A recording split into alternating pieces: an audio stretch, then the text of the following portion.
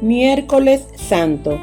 La misericordia divina es más grande que nuestra debilidad. Tradicionalmente, el miércoles santo, la Iglesia recuerda la traición de Judas. Qué lejanos quedan en el alma de este apóstol que se apresta a traicionar a Jesús los primeros encuentros con quien había considerado el Mesías.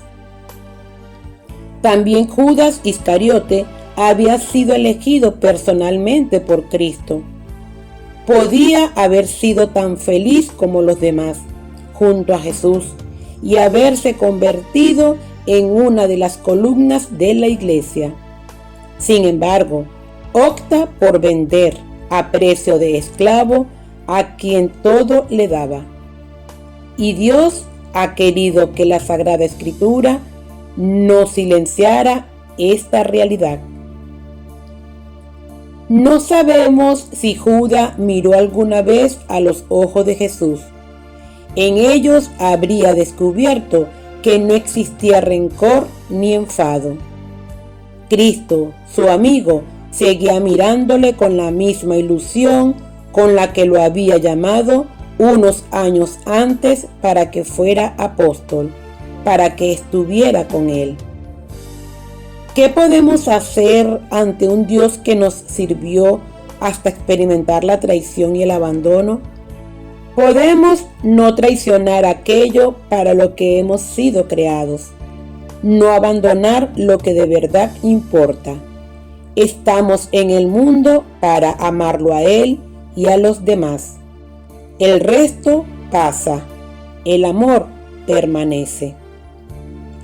La traición de Judas no fue, sin embargo, locura de un instante, sino que probablemente fue consecuencia de una secuela de desamores.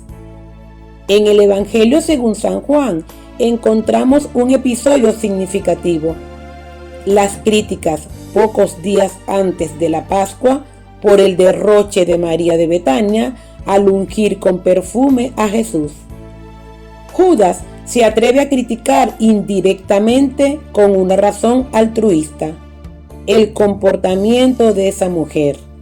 Pero esto lo dijo, nos lo señala la Escritura, no porque él se preocupara de los pobres, sino porque era ladrón, y como tenía la bolsa, se llevaba lo que echaba en ella.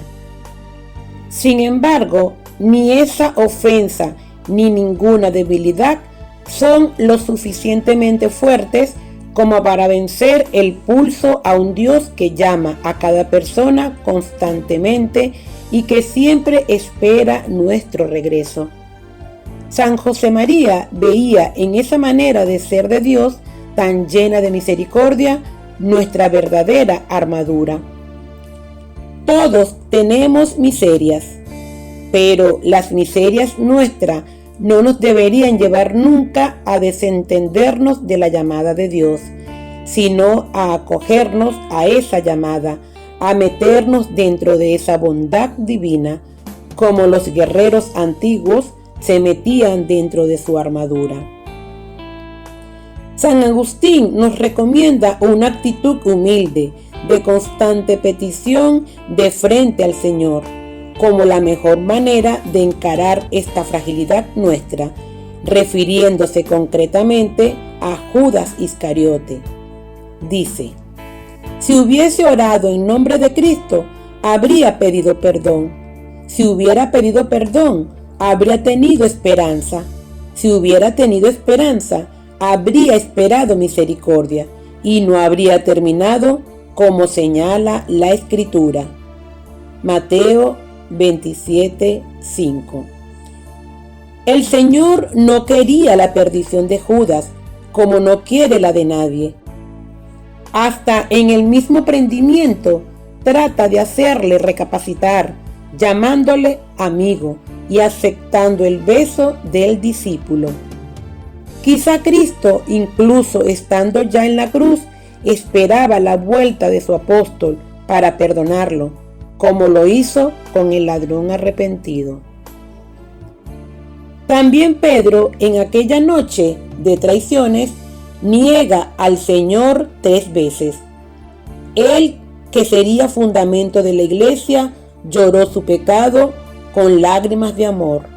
A Judas, por su parte, le faltó la humildad de volver a su Señor para reconocer su pecado.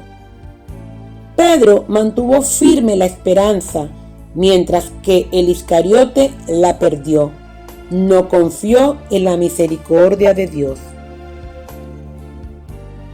Comentando este pasaje del Evangelio, decía San José María: mirad si es grande la virtud de la esperanza. Judas reconoció la santidad de Cristo, estaba arrepentido del crimen que había cometido, tanto que cogió el dinero, precio de su traición, y lo arrojó a la cara de quienes se lo dieron como premio a su traición. Pero le faltó la esperanza, que es la virtud necesaria para volver a Dios. Si hubiera tenido esperanza, podría haber sido aún un gran apóstol. De todas maneras, no sabemos qué pasó en el corazón de aquel hombre, ni si respondió a la gracia de Dios en el último momento. Solo el Señor sabe lo que sucedió en aquel corazón en sus últimos instantes. De modo que no desconfiéis nunca, no os desesperéis nunca, aunque hayáis hecho la tontería más grande. No hay más que hablar, arrepentirse, dejarse llevar de la mano y todo se arregla. En algo que podemos aprender del Evangelio de hoy, por grandes que sean nuestras ofensas, mayor es siempre la misericordia de Dios. Todo tiene remedio si volvemos al Señor y abrimos el corazón a la gracia para que Cristo pueda sanar nuestras heridas.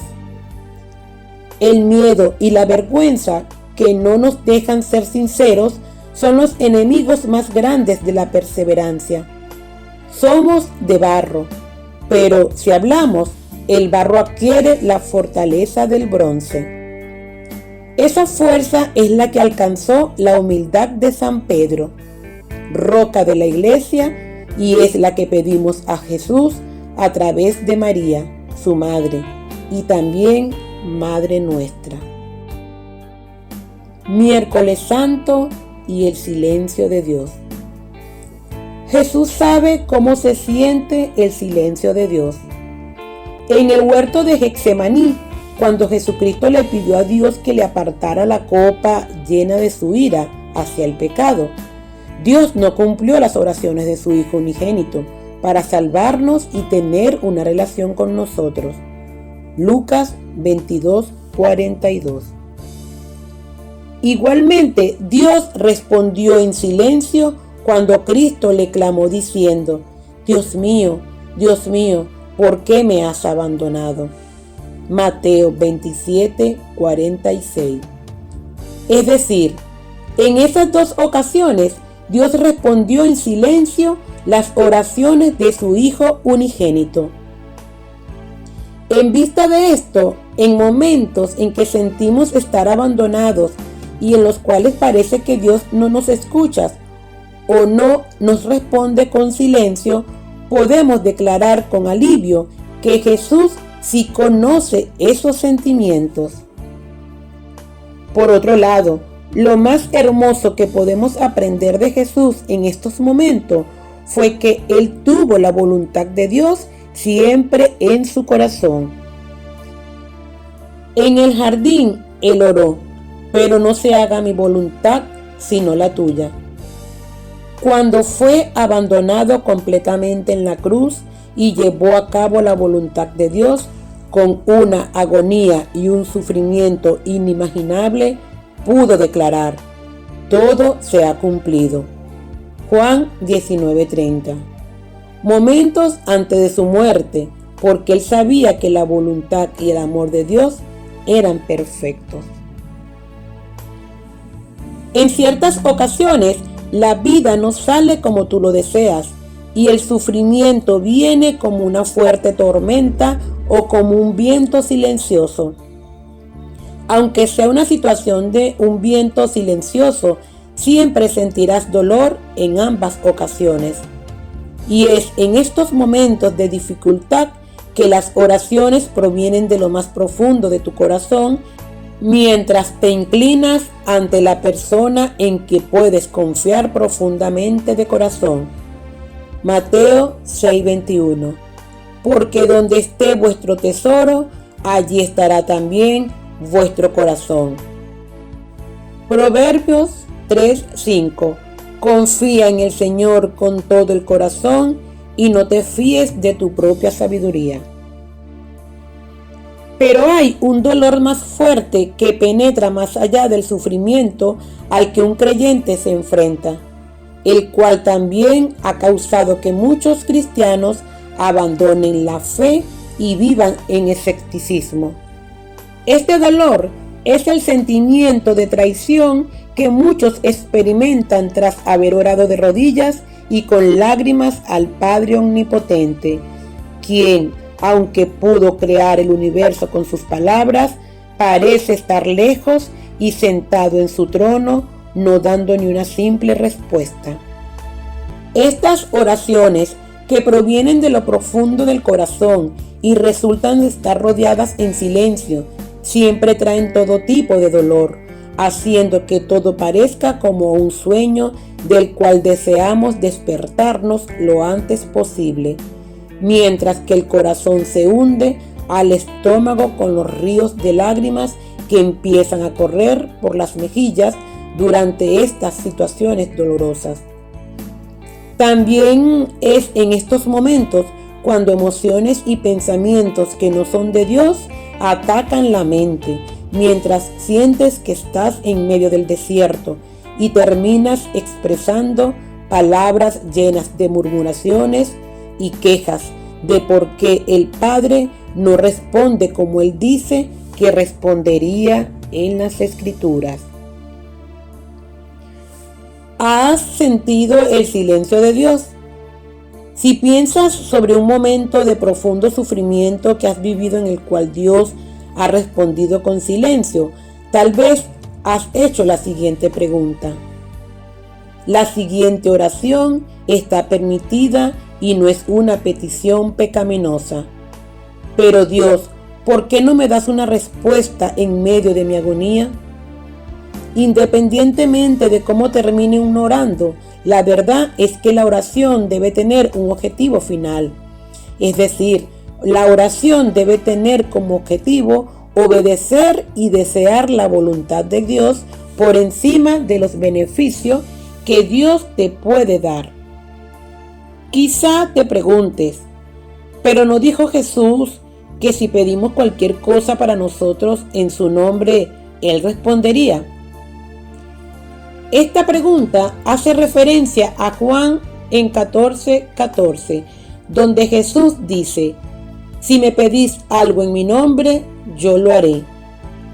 Pero hay algo muy importante en esta frase que todos los cristianos deben tener en cuenta. La frase, en mi nombre, revela el secreto y la metodología del poder y la eficacia a la oración. Pedir algo en el nombre de Cristo es pedir algo de acuerdo con la palabra de Dios y para su gloria. Esto quiere decir que cuando oramos, siempre debemos cambiar nuestros deseos por los deseos de Dios, aunque sea la cosa más difícil de hacer, especialmente en las circunstancias que cubren nuestros ojos del control benévolo, soberano de Dios. Cristo nos enseña que debemos expresar nuestro deseo de querer tanto ver la palabra de Dios en acción como ver que el nombre de Cristo sea exaltado. Cuando esta verdad empieza a conducir nuestras oraciones, podemos y debemos pedir por cualquier cosa en el nombre de Jesucristo sin preocuparnos por los resultados, confiando en que Él desea más que nadie poner las palabras de Dios en acción. Sí, es verdad que habrá momentos de dudas y preguntas cuando el silencio es la respuesta de Dios. Pero de la misma manera en que el ser humano no puede escuchar el viento más sutil y aún así logra reconocer su presencia, el silencio de Dios no significa que hay una ausencia de su presencia. Es en estos momentos de duda que debemos abrazar lo que sintió Jesús. En los momentos de sufrimiento o de profundo dolor, en los cuales sientes que estás abandonado por Dios en medio de tus peticiones, recuerda que los sentimientos de abandono o el silencio no significa que Dios abandona a sus hijas e hijos. Todo lo contrario, son momentos en que Dios los sostiene y los santifica a través de ese silencio. Jesucristo quiere darte lo mejor porque la voluntad de Él es perfecta y lo mejor para ti. Si entiendes la perfecta voluntad de nuestro Padre Celestial como lo entendió Jesucristo, podrás rendir tus deseos y el querer controlar tus deseos y hasta tus propias vidas y dejarlos en las manos de nuestro Rey soberano, Jesucristo, quien sabe más que nosotros cómo se siente el silencio de Dios.